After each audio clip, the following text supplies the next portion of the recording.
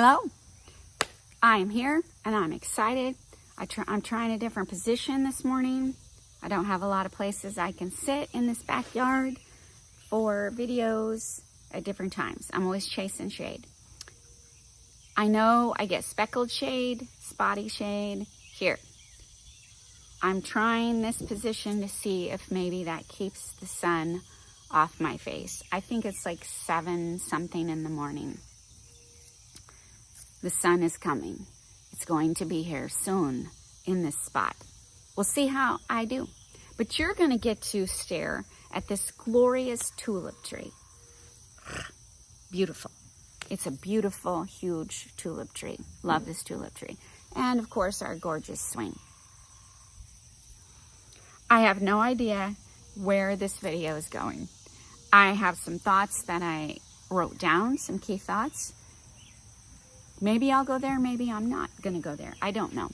But I feel like Father wanted me to sing a little tune for you and share a little bit of backstory regarding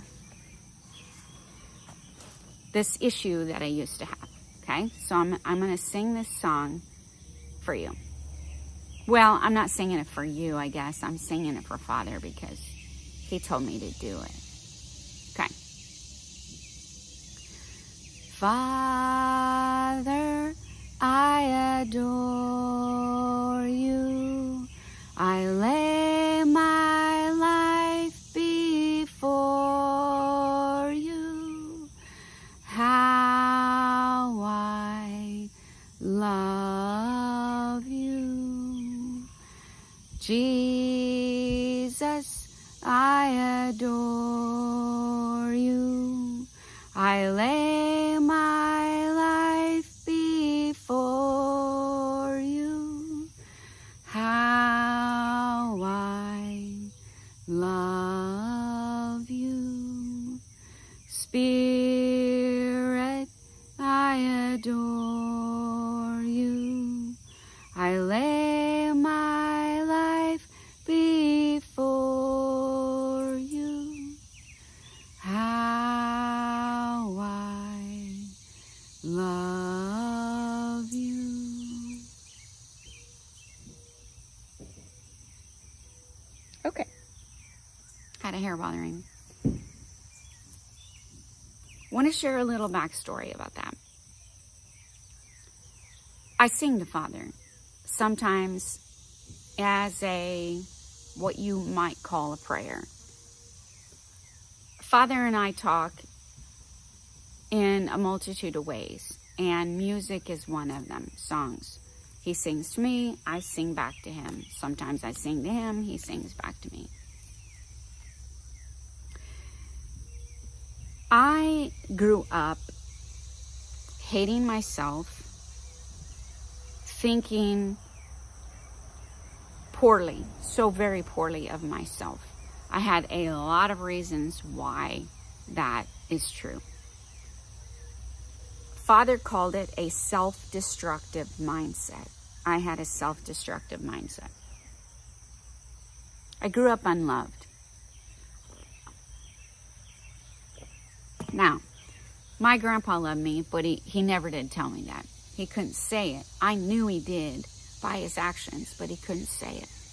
My grandmother loved me, and she told me. She was the only one that told me up until I was 10 years old that I can remember. I don't ever remember my mom or dad telling me as a child that they loved me. I think maybe my mom did when I told her that as an adult, right before we split sheets. My dad did before he died. But it was few and far between. So from 10 years old to the next person that told me they loved me was my first ex-husband, and I married him because I thought he said, I love you, and I thought he meant that.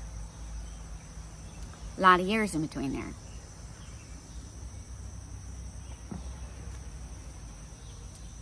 I was an unloved person. That includes me. I didn't love me.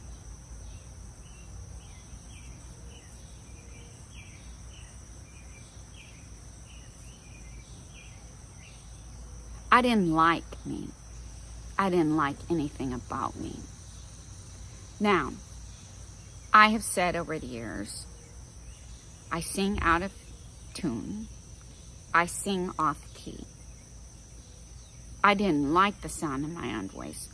Honestly, not only did I not like the sound of my singing voice, I didn't like the sound of my speaking voice. I didn't. Had I started doing videos 4 years ago, I don't know that I could have watched them back. There was so much self-loathing, self-hatred, dislike of myself. I don't think I could have listened to my voice. I don't know that I could have watched myself on a video and listened to my voice. I have done a lot of inner healing over the years to get to a place where I could listen to myself talk, listen to myself sing. If I don't like myself, why would I think that anybody else would like me? If I was rejecting me, why would I think anybody else would accept me? If I didn't love me, why would I think anybody else loved me? That ties in with singing, because I know I'm not a naturally gifted singer. I know I'm not an amateur. I'm not a professional. I just sing off key and out of tune to make a joyful noise. I don't sing pretty like a bird. I know that. I would like to be able to sing in key, in tune.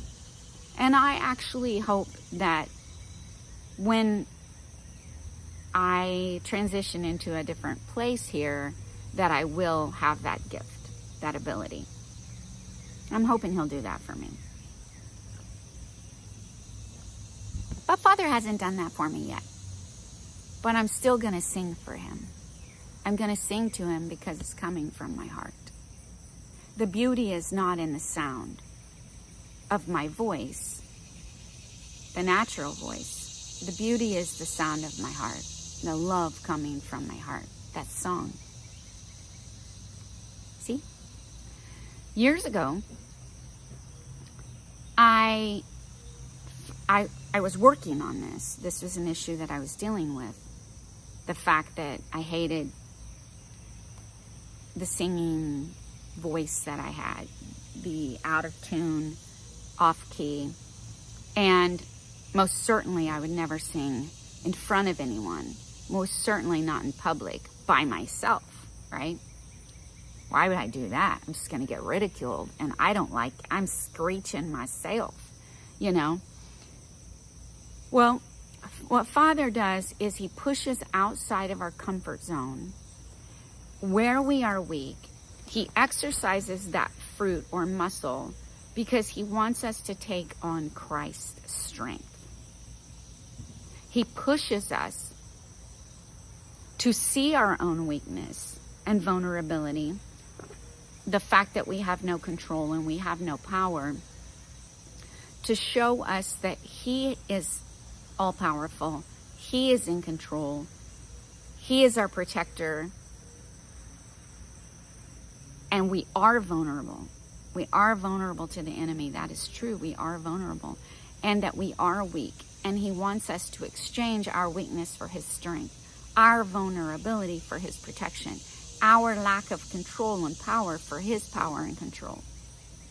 It's about exchanging our flesh for his perfect flesh to cover us. I've been working on that for over 30 years now. Well, okay. About the singing, my spiritual brother Jeff, I talk about him on the blog and here sometimes. He used to, I don't know if he does anymore, probably not, but he used to years ago. They had a group that would come to their house on Saturday night, his house, and they would do like a praise and worship, just a night of fellowship. It wasn't really a home church. There was no preaching, teaching. Sometimes there was teaching. Sometimes they would invite somebody in. But mainly it was just get together, fellowship, pray together, and then do praise and worship. And how they would do the quote-unquote praise and worship is how man would do it. They would listen to music, but they would turn the music on, turn the lights off, and each would do whatever they felt led to do with as the music was playing. Some of them sang, some of them kneeled, whatever. Okay, I went to a few of those. I didn't go to a lot, but I went to a few. And one time when I went, Father told me beforehand, I had learned a little Hebrew song. And Father wanted me, I had been singing it to him. And he wanted me to sing that during the prayer time with the group as a prayer to him, but in front of the people. And it was a small group. Wasn't a lot of people there. And I was like, oh, dear Jesus, help me. I don't want to do that. I'm going to squeak and squawk and be out of tune in front of these people. I had never done that before. I didn't want to do that. It was pushing me outside of my comfort zone. I felt weak. I felt vulnerable. You think, well, they're going to mock me. They're going to reject me. They're going to make fun of me. They're going to go, oh, God, she can't sing. Stop. Right? Someone needs to tell her she can't sing. That's what I do on those AGT and American Idol auditions. Sometimes I'm like, someone should tell them they can't sing. Someone's lied to them and told them they can, and they can't. They can sing, but they can't sing in tune, and they're singing off key. They're making a joyful noise, but that's all they're doing. I already know that about myself.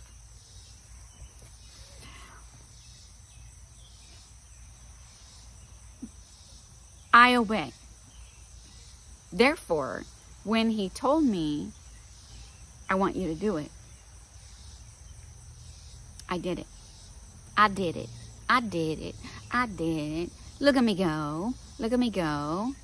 Because I wanted to gain strength. One, I wanted to obey because I love Father. I always do it because I love Father. I obey. He says in the Word, if you obey me, you love me. If you don't obey me, you don't love me. Those that don't obey me don't love me.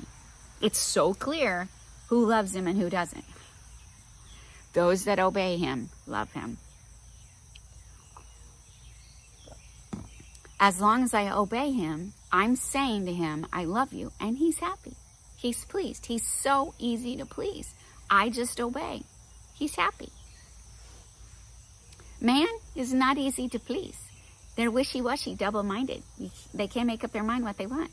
Father knows what he wants. Just obey him. Okay, I can do that. I can follow that. It's so easy to please him. I just obey. Now, it isn't always easy to obey, but I learned step by step, taking little bitty steps along the way. It got easier. No, it got harder and harder because I got closer to the fire, but it did get easier in a sense because I'd already given up so much in my past. I couldn't afford to stop where I was at. I had to keep moving forward. Got to keep marching forward. Marching, marching, marching, marching, marching like a warrior. Right foot, left foot, right foot, left foot. Yeah, right? Got my sword. Slashing as I go. Okay.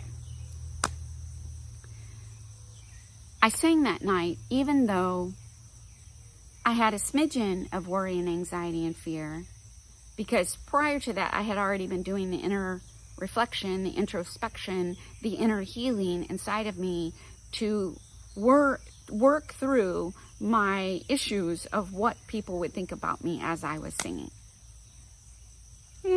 Okay, then I just got to where I didn't care. And what's cool is each step of the way, the chains fell off. That's the sword. I'm cutting through ropes that are keeping me in prison, in chains, enslaved, in bondage. to the lies and the deception that I believe about myself, about other people, about Father, about the world, about situations. I got free. The evidence that I got free is I just sang that song for the whole world to hear, knowing I'm out of tune and off key in places. I'm not singing like a bird, but I'm making a beautiful song to my Father in heaven, to Jesus Christ, Yeshua HaMashiach, I think is how they say it, and Holy Spirit, Rock. I think that's how they say it in Hebrew. Can't remember. Anyway, I did it. I did it. See, I'm free. I'm free from what you think about me, because I don't care.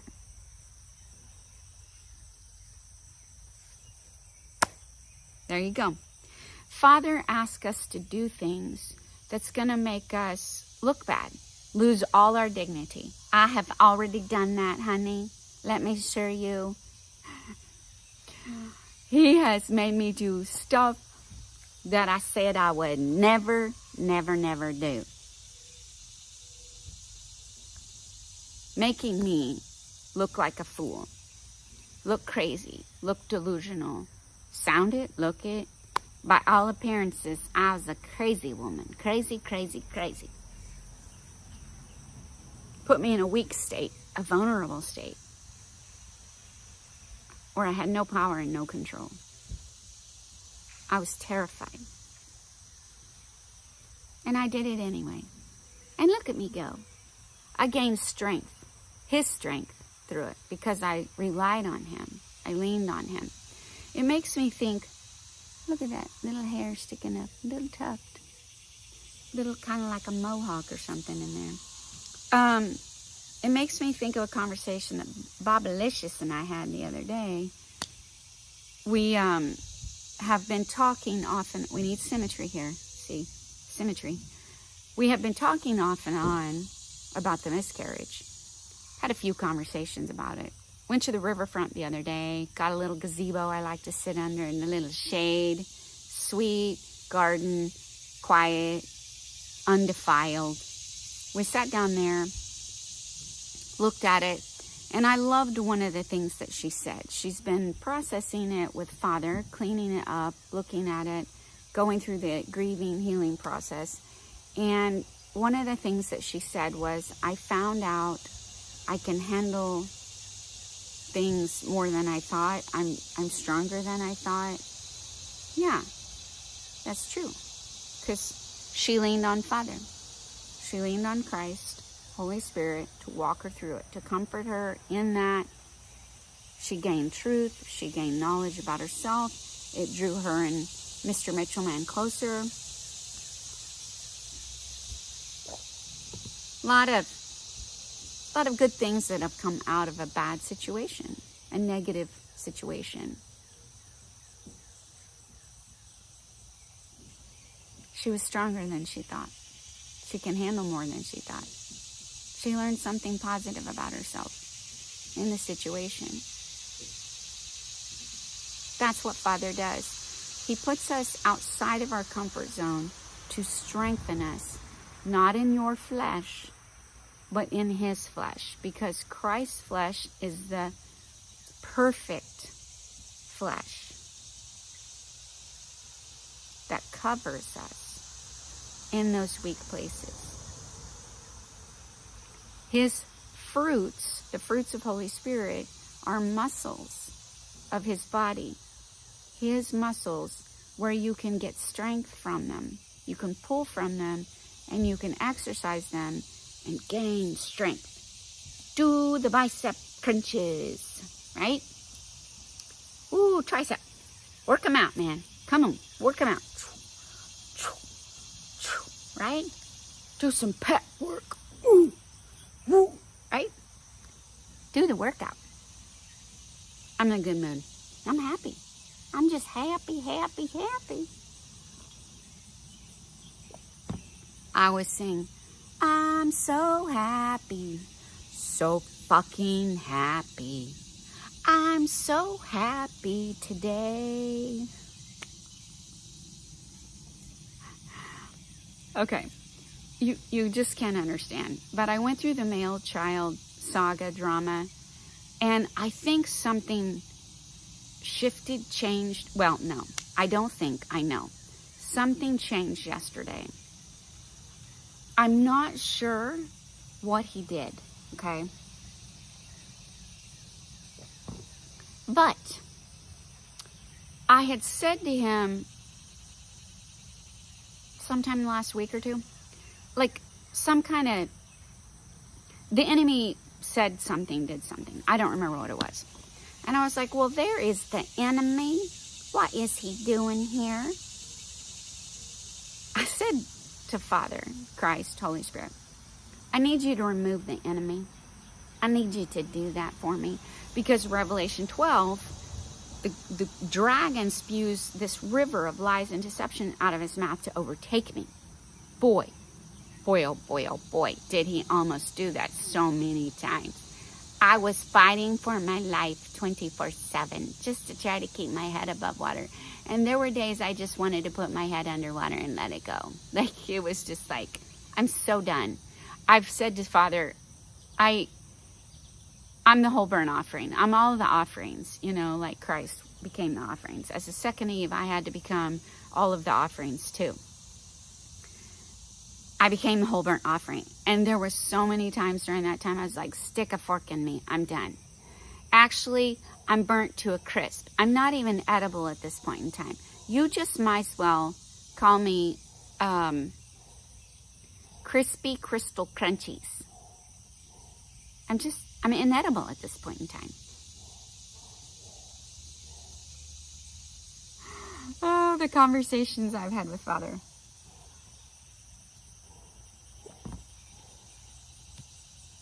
He told me at midnight this morning, you are ready to be consumed.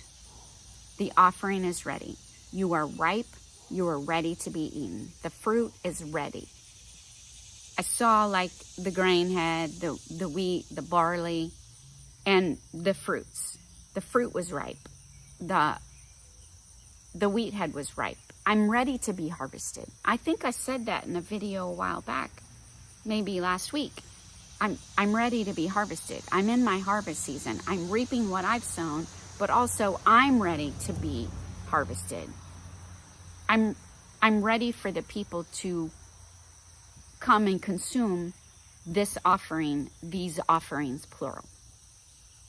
That being said, in order to go through the training process, the purification fire, to be burnt to a crisp, there's a lot of pain there. A lot of pain and suffering.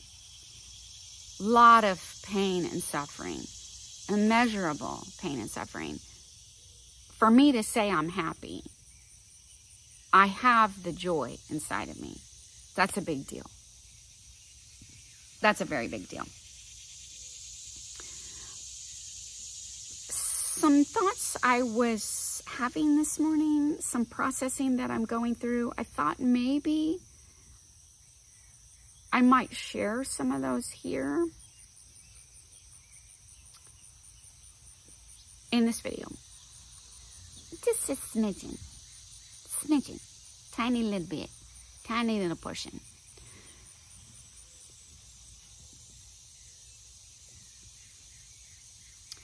In this training process that I've been in, I have had a love-hate relationship with prophecy. I've said that before. I think I've said it on a previous video. I know I've said it on my blog. You can go to my blog. It's iamclearlycrystal.com. I have a lot of stuff on there, like 350 blog posts on there. Kind of cataloging this journey, at least parts of it, and parts of it that I could share. A lot of it that's hidden still. Can't share yet. I'm waiting on him to tell me I can share the rest of it.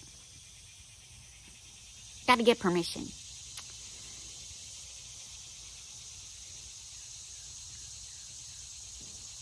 I love the fact that he shares the prophecy with me. That makes me feel loved, makes me feel special. He's being intimate with me. I love love and intimacy. I love love. I love intimacy. I love love and intimacy. However, I have hated the fact that I don't understand a damn thing he's saying. Prophecies are difficult to understand. It takes the Spirit to discern spiritual matters. And he doesn't give that up easily because it's not free, cheap, and easy. He is not free, cheap, and easy. It requires a lot of work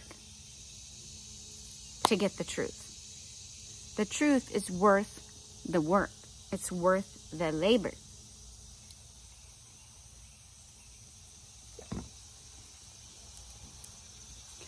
I don't mind work. I'm not a lazy person. I love to work. Love it, love it, love it. I don't even mind the mental stimulation because I love that. That excites me. I'm someone who loves mental work. But the mental math that I've had to do to get the truths that I have and get the truths that he will give me as a result of my labor, wow. That's been unlike anything you in humanity could understand. Wow. Wow, wow, wow. It's indescribable. But I will try to give you a little portion of that.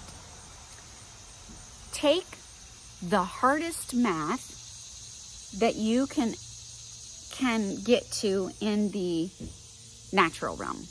The hardest math. Symmetry. I need symmetry, people. Okay, we got an ear sticking out, but it's not on this side. Okay, that's as good as I can get right now. Take the hardest math in the natural realm. And that makes me think of Tolkien, Lord of the Rings. Stop obsessing about the symmetry. Okay, little OCD, sorry. It's not a squirrel. Take the hardest math in the natural realm. Possible. Engineers, NASA, we're talking nuclear stuff here. Like high-level aeronautics, nuclear, any kind of the most advanced math in this world. Now, transfer that into the spirit realm. That's what I was having to do 24/7.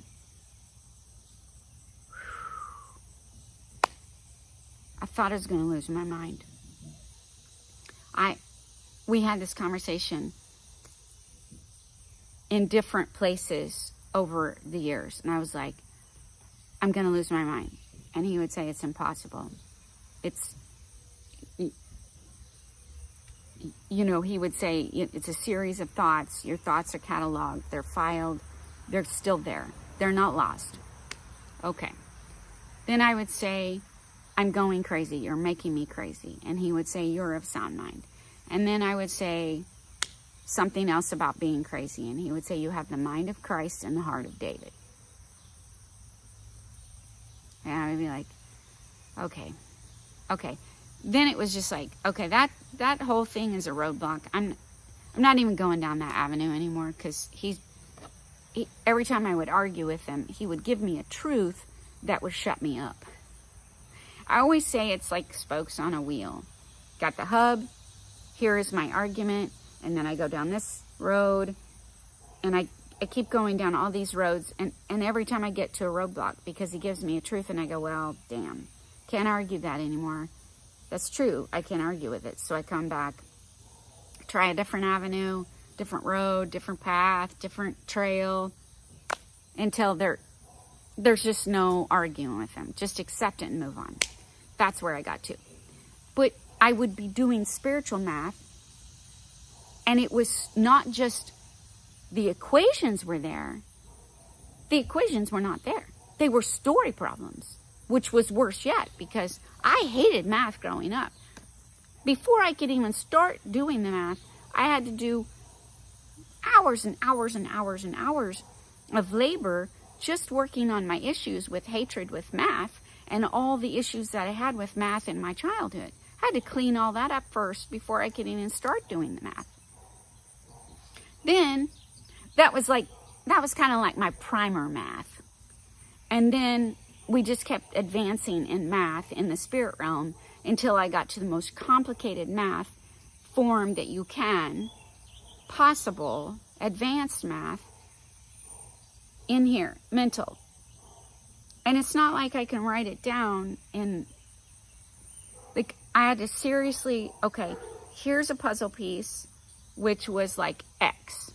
This is this vision, this whatever, this word, this dream is X. And this one is Y, and this is A, and this is, now I got this one, it's 3. I got the number for that. And then it's like, okay, these are, all of this is in brackets, and then we've got some in parentheses, and then we're multiplying, we're dividing, we're adding. Take that away, subtract that. That's demonic. Pull that aside. And work it down, work it down, work it down, work it down until I got to the answer. And sometimes I would get the answer wrong. And then I had to go back and rework and figure out where I went wrong to get the problem right. I did that 24/7 for years.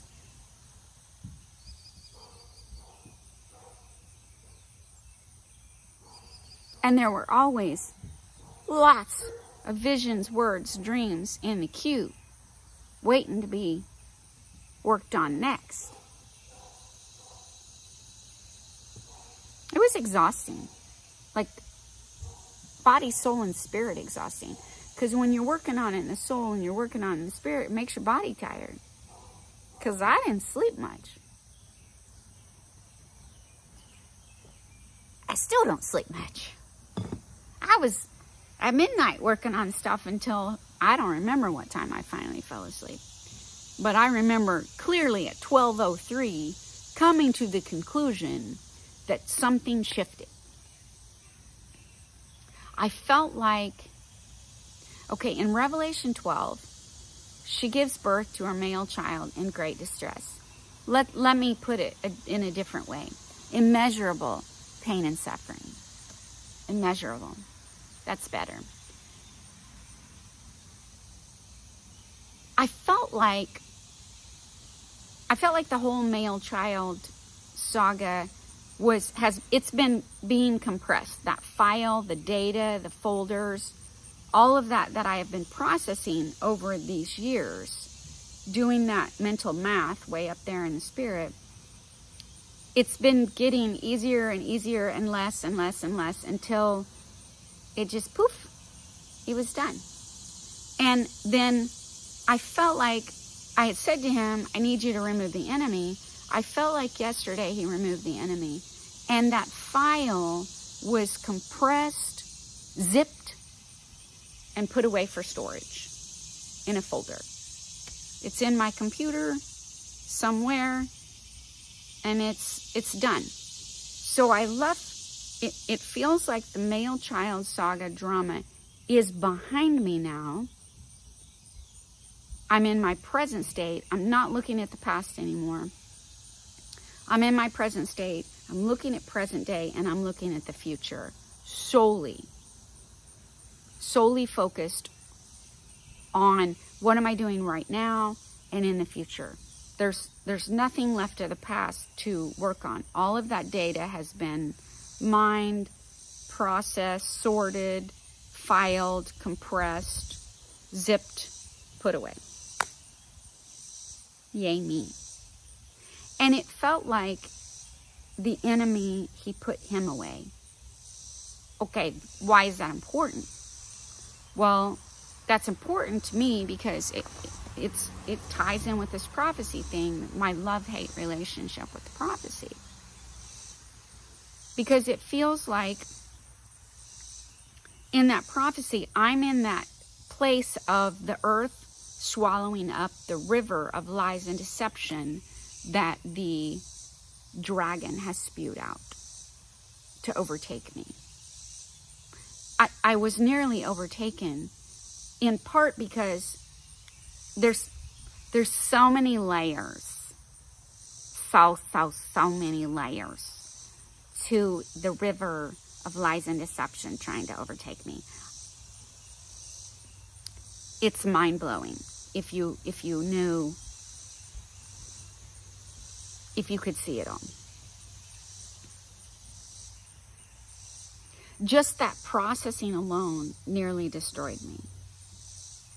Because not only was I doing the mental math in the spirit realm, advanced math of the story problems and filling them into the equation, figuring this one out, putting that in the equation, figuring this one out, putting it in the equation. Then I had to build the equation.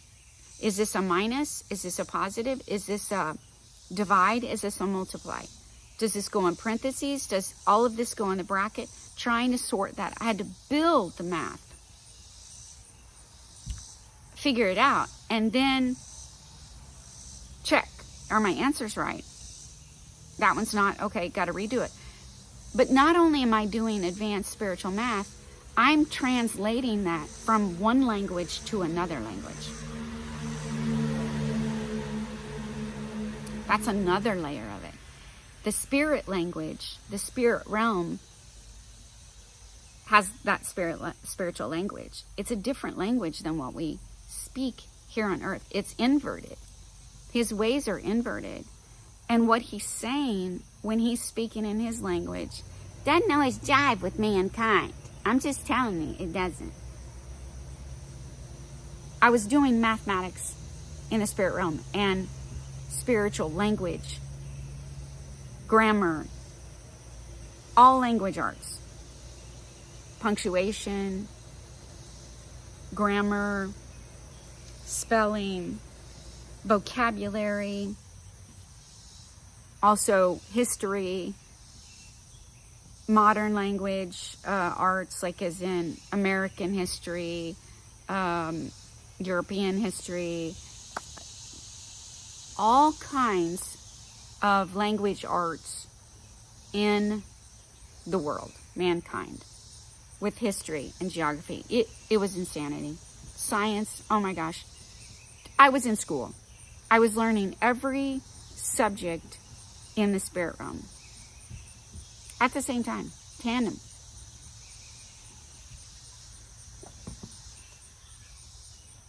Sorting.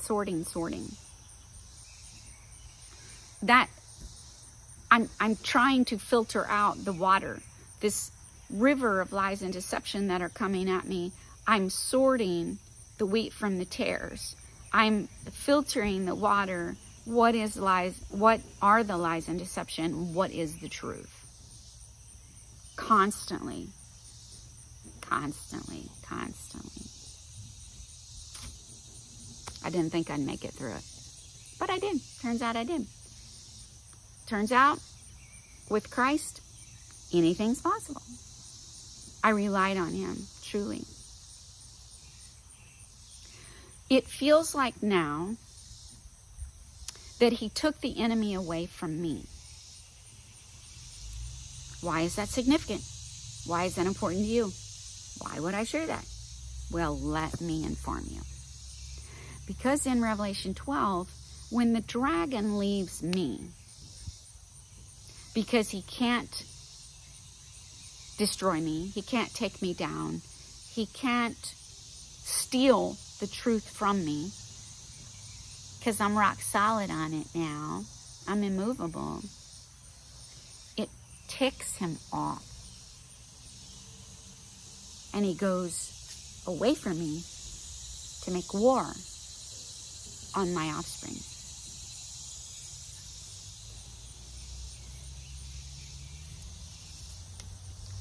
I believe he's left me. I believe Father removed him. I believe that. I believe that happened yesterday. I'm 100% solid on that. I'm an immovable mountain because I believe that the dragon left me yesterday. Now, there's a lot of puzzle pieces here that I'm not going to have time to share on here. One is, I think I did a blog post on this. It's called The Damsel. I think I did that. I'm pretty sure. It's been sometime this year, maybe in the spring. If you go to my blog, IamClearlyCrystal.com, you will find it there. Search. There's a lot of good stuff there. If you watch the movie Damsel, it was on Netflix. That's a pretty good picture of my time battling this dragon, where I was trapped in hell. Joseph, thrown into prison, even though he was innocent. I was thrown into a pit of hell to battle the dragon. At the end of that movie, spoiler alert, sorry, if you don't want to hear the end of the movie because you haven't watched it, you might just fast forward a little bit. At the end of the movie, she emerges as a warrior. And in partnership with the dragon that tried to kill her, to go make war on the people who wanted her dead.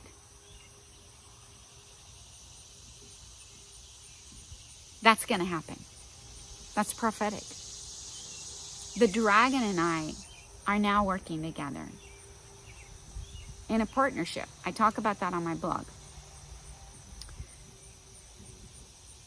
He and I are going to work in partnership to bring about necessary change on this earth. The bride of Christ needs to go through the purification fire. The earth, we need a new heaven and a new earth. And in order for that to happen, then the earth has to be purified through the fire. It's like Noah, like the story of Noah, in part. Maybe I'll remember to back up to Noah. But we have to be purified, washed, cleansed. We have to be born again through water, Noah, and the fire. That's me. I'm a picture of Noah. The earth had to be cleansed by water, baptized in the water. Now it needs to be cleansed, purified, detoxed by fire. I'm going to bring that. Noah, when he came, he cleansed the earth with water. He brought that about. He co-labored with Father to do that. And what I've been seeing, this is again prophecy, that I have this love-hate relationship with, because it's so damn difficult to understand what Father's saying. And I get so much wrong at times as I'm working through it. And then I go back and go, oh man, okay, I got that wrong. Okay, where did I do my math wrong? I calculated something wrong. Show me what I did wrong, Father. But what I've been seeing for years is that, and I'm going to show a picture here, is that the earth is going to go through, much like when the flood happened, the water came from above down onto the earth, but it also came from below. It came from the earth, like springs, volcanoes, fountains. So like chaos coming up from the earth, but coming from the sky. It was coming in all different directions in order to flood the earth. I see that in the future as the dragon and I come together, and we've actually come together. I'm in agreement with this, and I kind of posted that on the blog some time ago, whenever that happened, at least part of that. I'm unified with Satan, the enemy. We've had conversations. He owes me. He has to repay me. I've had to have conversations with him because he owes me. And I need to utilize him, use him to bring about what needs to be done to purify the earth and the people with fire. A lot of chaos and confusion is going to come up from the earth, but also down from the sky. It's going to come from all different directions, much like it did with Noah, only then it was water, this time it's fire. On my blog, and I think it's on my Cinderella post, Cinderella Slipper, the Cinderella Slipper, something like that. And I want to say it was in 2023. I share a screenshot. I'm going to just share this here of a definition. Shake. Shake. Shake it. Shake your booty. Okay, and then these are the definitions under shake. This is Merriam-Webster. Okay? And all those little red, green, and blue obviously are my writings. Let's see. Oops, wrong way. I have 2 of them on there that I posted. Okay? And this explains, I share with you, the reader, my perception, my understanding at that time, and at this time, what I believe Father is saying in the prophecies that I've been getting about that time, that great shaking that's coming. It's going to shake the earth up. It's going to thin the population. The population needs thinned. Part of my training, because I believe that I'm going to open the 7 seals, Christ and I, as the second Eve, He's going to give me, I'm the horse, Revelation 19, the white horse. I'm the white horse. He is the rider, Christ with the sword. The sword is the truth. I'm the carrier of the truth. My male child gave birth to male child, the truth, and I'm going to carry that as the white horse because I've been purified. And that will then lead, I will give birth to the army that follows those children, which will become warriors that will then be trained up, raised up to fight the enemy as we go along and later. There's so much to this, so many layers. But that great shaking is going to be brutal. And we need the population thinned. I've said before, just like when the deer population gets too much, there's too many deer, they start to get diseased, the food becomes scarce, they start getting weaker, they start dying. It's not good. That's why we have hunting seasons. We need the population controlled because otherwise we don't want them all wiped out by disease, right? This goes back to the Old Testament where Father would say, wipe out that entire nation. He would say that to Israelites. The enemies were like the Canaanites, the Hittites or Hittites or Hivites. Like there's all those ites, right? Perizzites, and I can't pronounce them. I'll butcher their names. But there was a lot of ites, and they were the enemies. And sometimes he would tell the Israelites to go wipe out the whole nation, wipe out everyone, man, woman, and child, wipe out the flocks, the herds, don't leave anything behind. Sometimes he would say, you could wipe out the men, but leave the women, you can have the women and the children. Or he would say, wipe out the women and children, but keep you could keep the animals and all of their material possessions for you. It depended on the state of the enemy.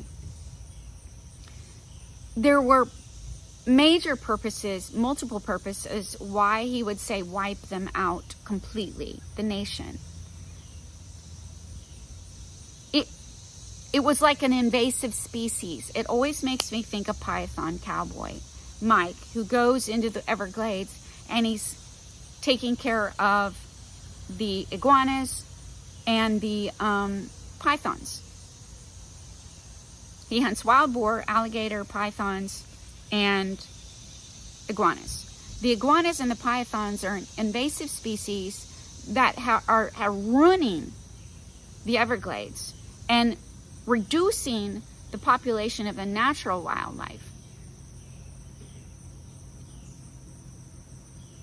The enemy has an invasive species here, and it's bringing damage to everyone.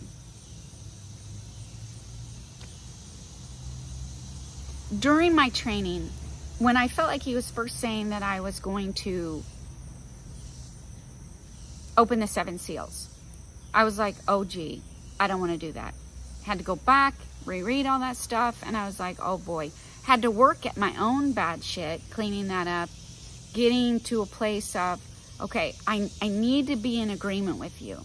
I got to be on board with your plan. Help me to be on board with your plan. Reveal to me all of my garbage. Let's detox it. Let's cleanse it. Let's purify it so I can joyfully do what it is you want me to do. Worked. Fear was gone. Worry, anxiety was gone. Then I had to work, and I share this on my blog. Then I worked on, okay, now I'm feeling bad, sad, sorry for the people. Oh my gosh, this is bad. I don't want that for the people. So at first I was just looking at myself, all of my issues. Then I was looking at the people, and I was like, oh, people are gonna, perish. This is gonna be bad. And then I worked on that, got truths, he changed my worldview. Instead of my own thoughts, he replaced them with his. And then the next time I went back and read Revelation again, that third time I was like, oh, this is going to be fun. This is going to be good. This is necessary. This is a necessary part of purifying the earth. The earth needs cleansed. It needs purified by fire. This is a necessary part of that. And the people that will come with me, that army that's going to come behind me and follow me, receive the truth, love the truth, value the truth, follow the truth, obey the truth, walk by the truth, they're going to be amazing people. They're my peeps. And I can't wait to meet them. I'm so excited. During my training, he does things different than man, right? He would have me sit for hours watching tsunami videos, documentaries about tsunamis, hurricanes, tornadoes, documentaries, then also just homemade videos posted on YouTube in those same places. Watching them. What does that make me, how does that make me feel? What thoughts come to my mind? Looking at that, cleansing that, purifying that, detoxing that, exchanging his truth to get rid of my lies. Conversation after hours and hours of conversations that I've had for over 30 years with Father to get ready for this time. And I remember the final piece of the puzzle that clicked for me about this season, the thought of opening up the 7 seals, the thought of the world going through what I believe the world is getting ready to go through, the people. I was watching a tsunami clip. It was that someone had their phone camera and they were right there in the water doing this. And I won't share it all. I'm just going to share the truth that I got. I was hurting because a child was involved. And brought me pain. I was talking to Father about that. And I said something about, innocence. And he said something I will never forget. That radically shifted. It was the final piece of the puzzle that clicked into place, and I went, okay, I am 100% on board with your plan. He said not one of them is innocent. No one is righteous. No, not one. They have all fallen short. None of them are innocent.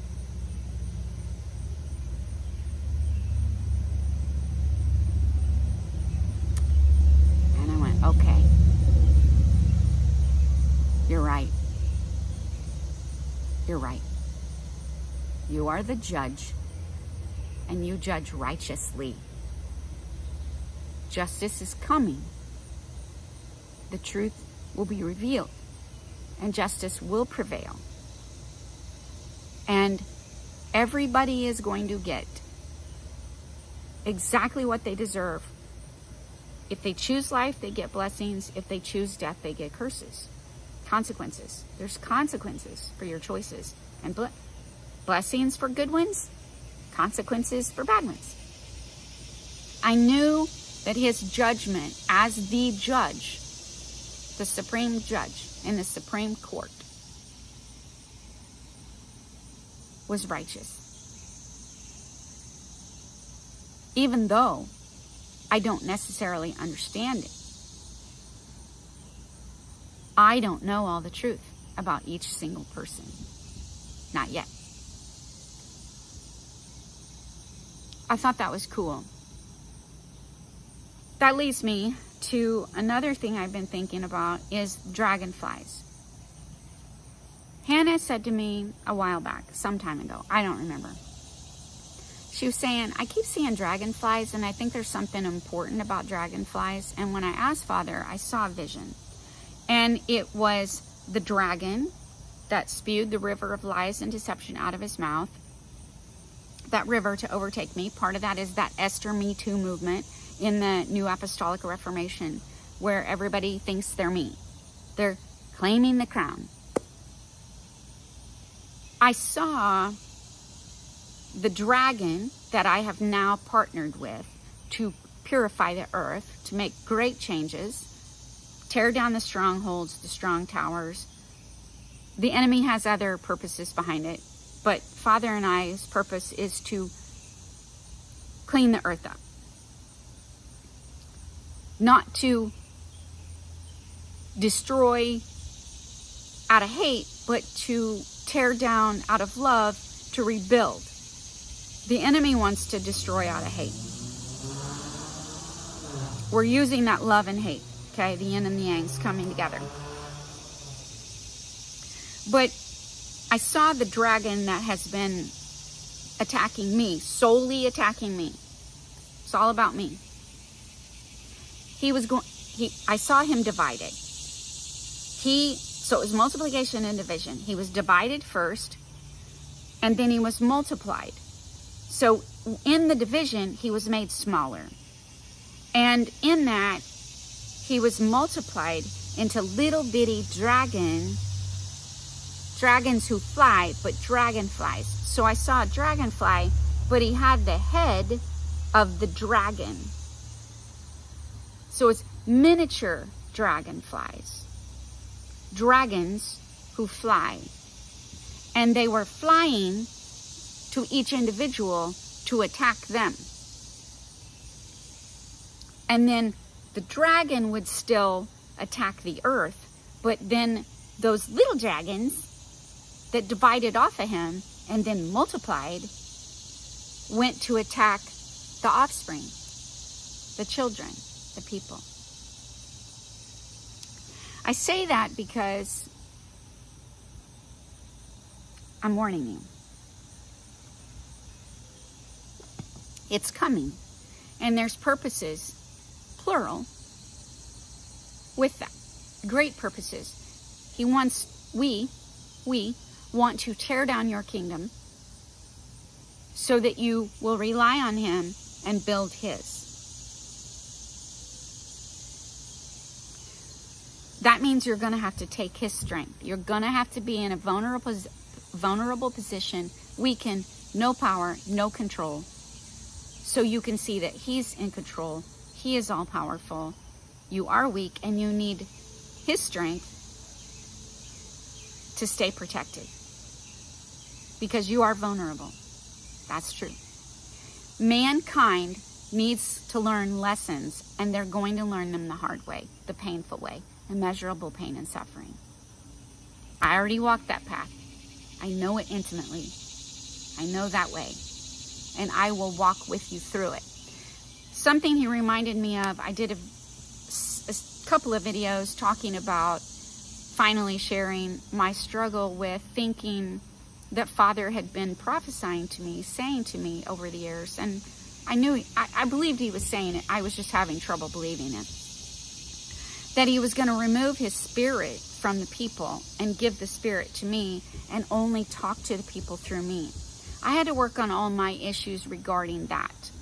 I had to just look solely in the mirror at me. What are my issues regarding that? And then after that, then I could look at the people. Well, the other day he reminded me after I looked at all that, and I went, okay. So in my first video, I think it was called Processing, that I did recently, I shared that for the first time publicly. Then I shared a little bit more about that in the video Full Circle that Hannah and I did. Hannah and I did both of those.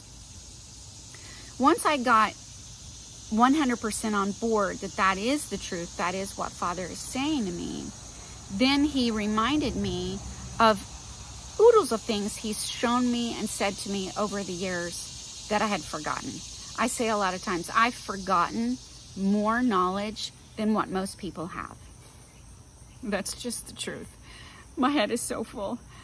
I park things, I compress it, zip it, put the file away, and then forget it's there. And then I go, oh yeah, I did say that before. I felt that before. That being said,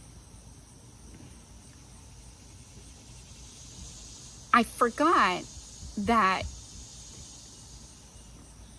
the people were going to go through a wilderness, and in that, they're going to be attacked individually.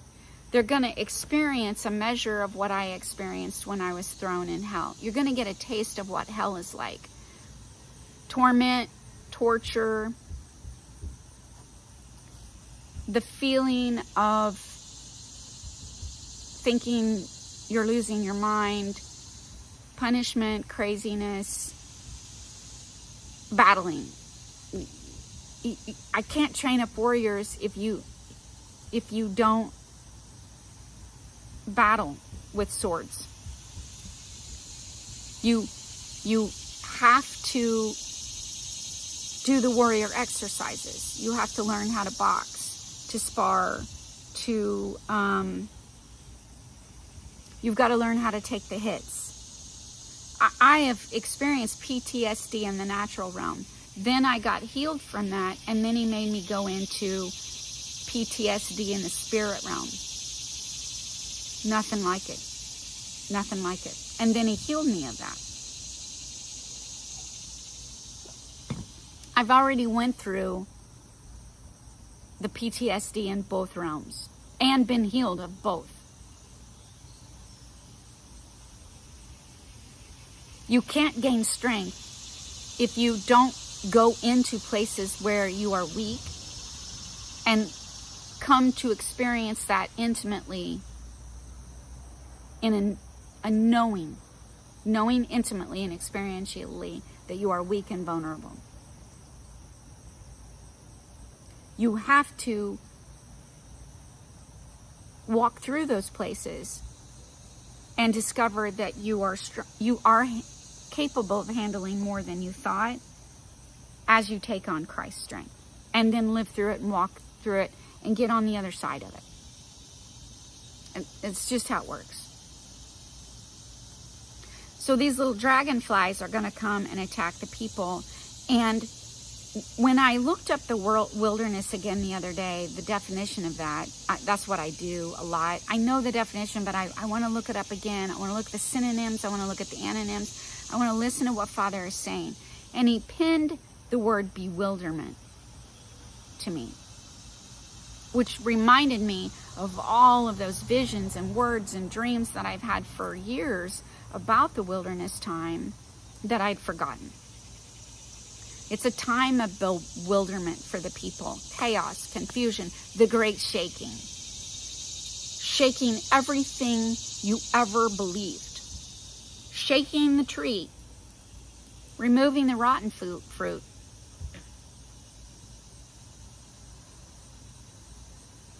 During that time of chaos and confusion and bewilderment, the people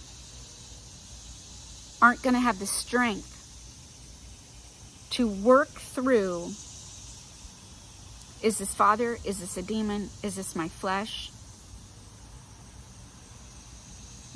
They're not going to be able to do what I did. They need someone that's walked that path, that's done all that spiritual math already. They need a voice that directs them, guides them, tells them what to do every single day. The assignments. Do these assignments. Go here. Say this. Do this. I'll walk you through it. I'm that guide. The people are too weak. They're not intimate enough with Christ to be able to do it on their own. I want to share a poem that a woman wrote on YouTube. She posted this on YouTube. I have the first portion of this poem screenshot on my blog. Several years ago, she posted it and I screenshotted it because it comforted me at the time. I needed to hear what she wrote. This is a revelatory poem that Father wrote through her. I don't know what her name is, but I know her username. And Father spoke this through Sherry Beloved Smith 7679. She posted this, I think, yesterday. And I love it, and I want to share it. Although for now, Esther is in disguise, there will be many that will be utterly surprised. They were all vying for the coveted crown, but only one prepared vessel by God could be found. This is important because this is that Esther Me Too movement that I've been talking about. There are thousands of women out there in the Christian religious system on the charismatic crazy side who are saying they are Esther. That's what she's prophesying in this poem. They were all vying for the coveted crown, but only one prepared vessel by God could be found. That's me. A lot of people claiming they're Esther, claiming they're me, but they didn't do the work to prepare to be that vessel. I did. I was chosen for this time at the same time that Christ was chosen to die on the cross. In the beginning, before the earth was created, Father chose Christ as the second Adam and Crystal, me, as the second Eve. Thousands of years ago. Her training was in the wilderness of pain and sorrow, so God gave her the oil of joy to give a nation hope for tomorrow. In due season, the prophecy will come to pass, and many will be joyful and sing at last, at last. No more jester, no more jester. Yes to Esther, yes to Esther. Now that poem right there that Sherry Beloved Smith 7679 received from Father in a revelatory way, that's on my blog, that portion. She recently added to it. Father gave her more, and I love the second portion of it. The people are now crying for Esther to be revealed. The world is in crisis and they want to be healed. They cry for the queen like Israel cried for a king. They soon forgot that Jesus is the King of Kings. When Esther is revealed, do not forget your king. Remember the same people who cried Hosanna, crucified him. Esther, Esther, let not your heart be troubled, for soon you will be rising like an eagle out of the, she says rumble, but I think it means rubble. You were born for such a time as this and forged in the fire, so dust yourself off and put on your royal attire. No one else can fit in your special shoe. It is tailor-made and sized just for you. Do not faint, do not fear. Remember the promises, my dear. Like a knight in shining armor, suddenly King Yeshua will appear. Now, there's a portion of this that I want to share because it's about Christians. She's talking to Christians. Father is talking to Christians through Sherry Beloved Smith 7679. They soon forgot that Jesus is the King of Kings. When Esther is revealed, do not forget your king. Remember the same people who cried Hosanna, crucified him. That's the Christians. the Christians have forgotten Jesus is king because they've been building their own kingdoms. And those in the NAR, the charismatic crazies, kingdom people, have been claiming that they are the Esther. They've crucified me. Just like the Israelites crucified King Jesus. They weren't receiving Jesus as king in the way that he came to be king. They were trying to mold and shape Christ to be the Messiah of the country, to set them free from the Roman overlords. I see that with so many in the Christian community who know about the Esther that's coming. Me. They think I'm some government official that's going to rule and reign over the government. Just like they think Trump is their Messiah. They've forgotten that Christ is king. They've forgotten the spiritual aspect that Christ is over the king here. The authorities here. He's the king above those kings. I am a queen above those people. This is a spiritual nation that's going to be built in the natural and supernatural. But these people that have been vying for the crown, all saying that they're Esther, have been crucifying me. They're part of that river of lies and deception that the dragon has spewed out of his mouth to overtake me. They've been trying to steal my identity, crucifying me, see? The tables are going to be turned because in The Damsel, that movie, me and the dragon are going to come and we're going to punish. We're coming after those people. If you've been vying for my crown, you've been claiming that you're Esther, you've been trying to steal my identity, I'm coming for you. The dragon eye are coming for you, and you're going to be punished. Those little dragonflies, one of them is reserved for every single one of you. And justice will prevail for the fact that you tried to steal my identity. You tried to steal my story. That's all those kingdom spouse people. That's all the people that are claiming they're Ruth, Esther, David, Joseph, Moses, Daniel. All of the kingdom people, the charismatic crazies, the people in the Christian religious system who have been hearing the prophecies about me and taking it as if it's your own, thinking that you're high and mighty and special in the eyes of my Father, I'm coming for you. The dragon is coming for you. We're going to make your life miserable. Because I had to deal with you trying to steal my identity. Paybacks are hell. Just saying. Some people are going to love me because they love the truth. And they're going to be set free and they're going to get healing. And then there are some people who got on their little high horse up on their pedestal, and we're going to knock that pedestal down, and you're not going to like me, and you're not going to like it very much. But it is pain and suffering of your own doing. And there's no escape from that. You're going to have to pay the consequences.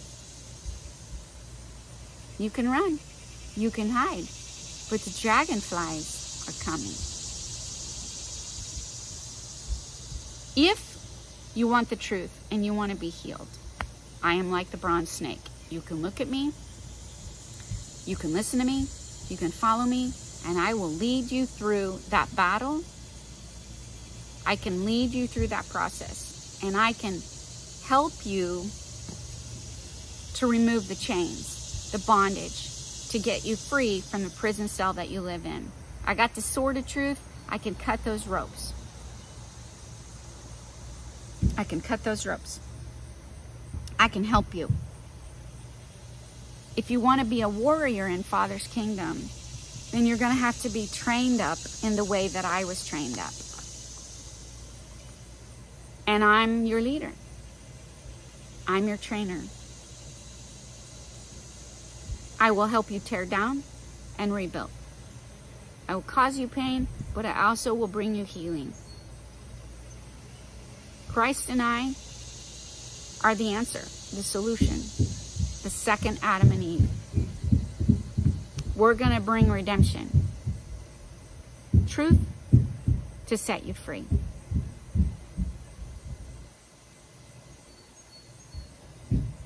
The dragonflies are coming. I wanted to warn you so you're not caught unaware. The tsunami is coming. The great shaking is coming. No one is innocent. There's going to be natural disasters and supernatural disasters. A purging, a purifying, a puking up, a detoxing, a burning away of the dross. The earth needs detoxed. It needs cleaned up from the pollution, and so do the people. It's a necessary part of having a new earth. Stay close to me, and I'll walk you through it. We can do it together.